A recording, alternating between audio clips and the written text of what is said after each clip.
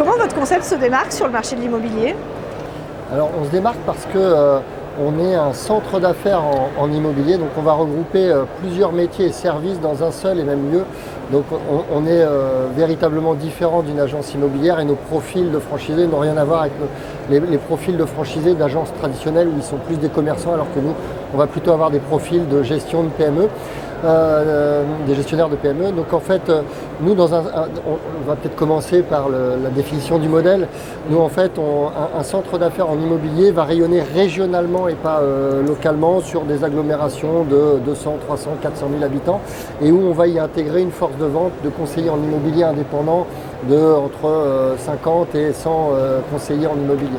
Et donc on va former, accompagner ces conseillers à faire ce métier, mais dans un centre Chemex, on va aussi y apporter des services annexes comme courtage en prêt, déménagement, entreprise du bâtiment pour des devis. Donc c'est l'infrastructure du bâtiment déjà est complètement différente du modèle classique de l'agence traditionnelle. Ça veut dire que vous recrutez quel type de franchisé? Vous parliez de gestionnaire de PME, il faut avoir quel profil? Disons qu'il faut pas seulement être commerçant, mais il faut surtout être aguerri au management, à la communication, à tout l'optimisme, l'enthousiasme que doit porter un chef d'entreprise pour emmener, fédérer des équipes plus importantes qu'avec 2, 3, 4 conseillers. Voilà, il faut véritablement adorer le management, la communication et le commerce. Actuellement, vous en êtes où dans votre développement?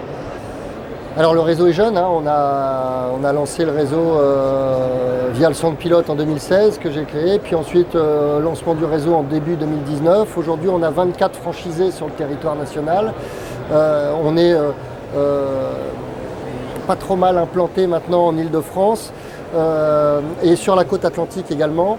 La région Rhône-Alpes, on commence à mailler également. Et puis le sud-est, mais il nous reste encore des zones où on n'est absolument pas présent. Le nord de la France, l'est de la France, le centre. Donc on a et le sud-ouest côté Toulouse, Biarritz, Bayonne, etc. Donc on a encore un potentiel, un terrain de jeu très important.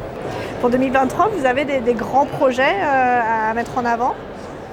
Alors, déjà, on a lancé la Master Franchise en Argentine et on ouvre en Uruguay. Donc on a aujourd'hui une dizaine de centres Chemex qui ont ouvert depuis ces 2 dernières années en Argentine.